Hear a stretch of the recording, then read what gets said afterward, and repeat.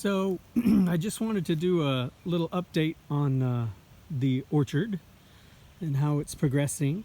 I'm out here. It's sunny and warm, but there's actually an awesome breeze coming through, making today very tolerable for outdoor work, which is great after all the 90-degree days we've had. Today is the solstice. It's June 21st. And so anyhow, I'm out here with the Husqvarna self-propelled mower. I love this. I did a lot of testing and product reviews and all that, and I'll talk about this again some other time, but highly recommended. It's perfect for what we need here. But I'm starting to cut through, and I've already cut a path around this stand here of the 4 surviving apple trees. Well, there are actually 5, but these are the 4 main ones in my wife's grandfather's orchard. This is their land where we're farming. And there's 1, 2, and a third one over there that are standing, and this one has fallen over. And working with this patch here and just watching other videos and really thinking about permaculture and my training and paying a lot of attention to what Sean and Sasha Dembrowski are doing on their channel, Edible Acres, which is highly recommended. I've been thinking more and more about this, not so much as an orchard that I'm trying to restore, but actually as a food forest for poultry that I'm trying to build. That's the rooster paddock with their other apple tree and a giant mulberry. These are, that's the Pacific Rim and Mediterranean breeds flock. This is the American and Colonial breeds flock. They've been here for about 3 weeks, 4 weeks. It's time to move them to another paddock, but I'm trying to do something beyond pastured poultry, like free range with a lot more protection is essentially what I think I'm moving towards, what I'm trying to do here. I really want to get our food bill down quite a bit. Right now we're spending about $600 a month to get our non-GMO feed from a local mill, that's Sunrise Farms up in Stewart's Draft. It's the same folks that Joel Salatin I think uses for Polyface Farms and what they do. It's very high quality feed, but it is expensive. And I would much rather that the birds have a richer, more varied diet and that we grow more of what we have here on the farm. You know, I don't want them to live on but grass alone, and also keeping the grass here at a height that is appropriate for the birds. They like it fairly short. When the grass blades get to be, you know, really long, there's not much they can do with it. That's when, unfortunately, the geese can come in, and they're happy to work that stuff down. But anyhow, what I've been doing is carving 40-foot kind of squares here, the paddocks, the perimeter, because all I need to do is get the perimeter clear at this point so that I can set up the electronet fencing. The trees that survive, it looks like Grandfather Ralph planted them on 40-foot centers. There's about 40 feet between each tree. So that's what I've been reproducing as I set up. So it's 40 feet to there, 40 feet to there. That one I think is a little more than 40 feet, but there are little flags out in the yard where I'm indicating where replacement trees go. And I've bought a bunch of the trees, and I can always graft additional ones myself, but I'm just kind of slowly working through with what I've got.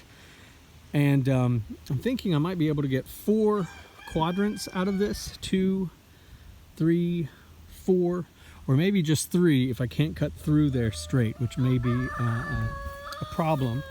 But there's these 4 apple trees in here. This one has fallen over, and it's every year sends up a bunch of water sprouts. I kind of like that it's fallen over because it makes for sort of a jungle gym for the chickens to play with.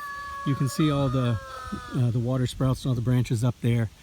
I don't know when this tree fell over. I've only been working up here for about a year, but Grandfather Ralph died more than 20 years ago.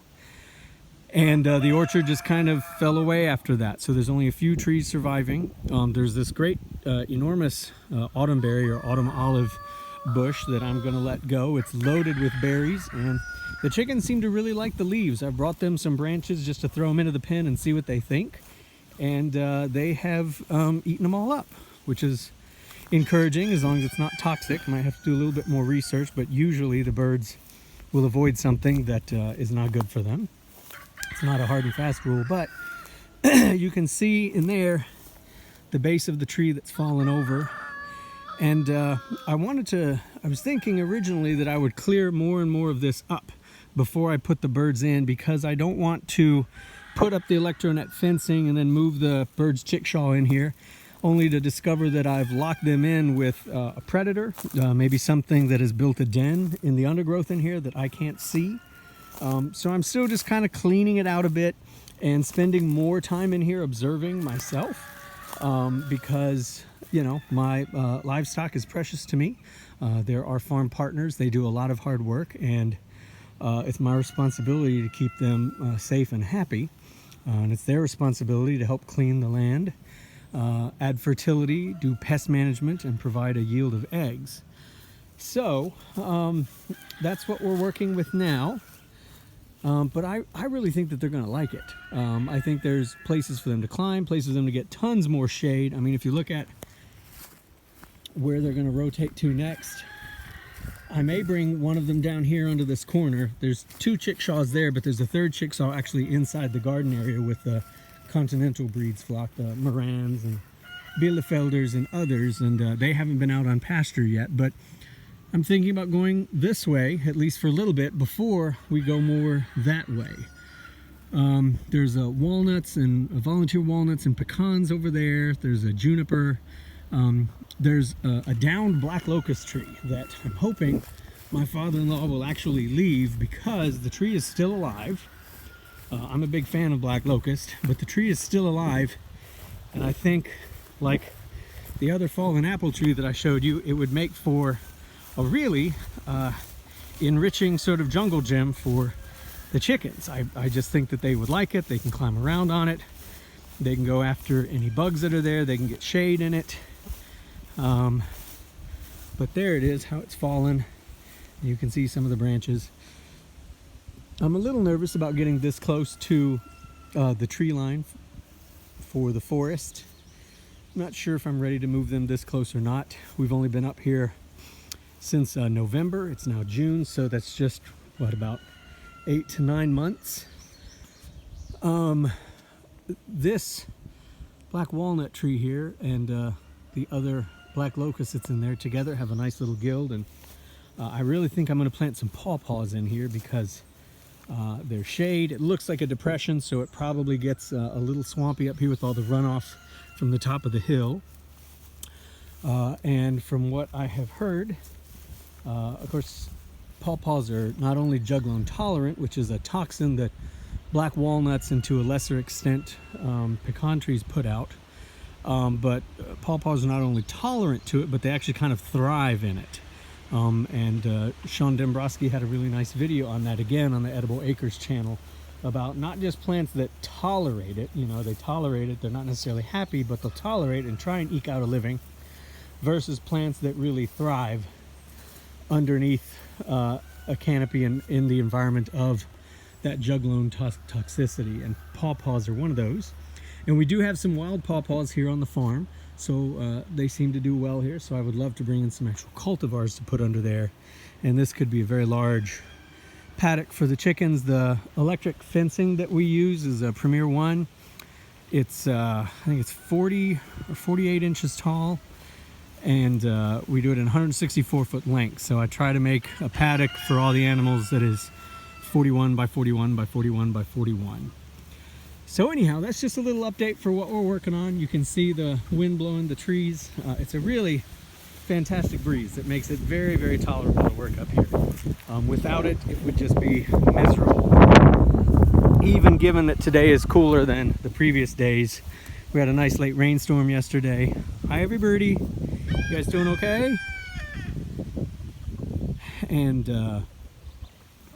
so yeah, so there's a little update on where we are. There's the continental and Pacific Rim guys. Hi baby, hello. So there's white-faced black Spanish, Ancona,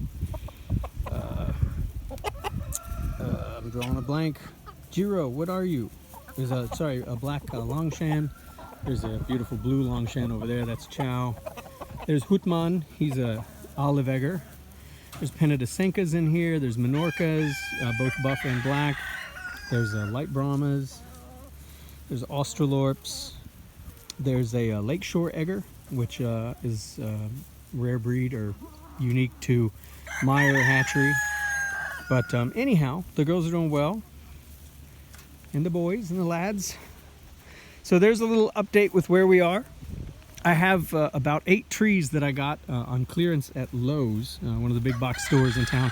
I got them for about $6 each. They're 6-foot tall trees. Obviously not happy on its side like that, but I'm out here today to dig holes and start planting them. And it's an assortment of apple and pear and some corkscrew willow and tulip poplar, which is one of my favorite trees. It's not really much forage or a product for the chickens, but it's great shade. You can coppice it well to provide even more shade while still having it manageable. And it's a very early forage for the bees, so and other pollinators. So that's going to go in here too. But I'm going to get back to work. Hello, lads. This is one of our 2 rooster paddocks. Nobody in there but roosters. I think this one has about 12. The other one has 6. We're always adding. Our birds here get guaranteed lifetime employment. And speaking of being employed, I need to get back to work. So I'm going to start digging here and plant some trees. Thank you so much for checking in with us. You can always follow us on Instagram and here, of course, on the YouTube channel. And we've got a Facebook page too, if you're into that sort of thing. If you have any questions, please post them in the comments. I'd be happy to talk with folks about what we're doing and hear your thoughts on your experience. Chestnut back there. I think there's 2 chestnuts back there, which is great because I've got some dwarf hybrid chestnuts from Oikos Tree Crops. So I'm going to plant back there as well so they can all kind of happily pollinate each other. All right, gotta go. Talk to y'all later. Thank you so much. Bye-bye.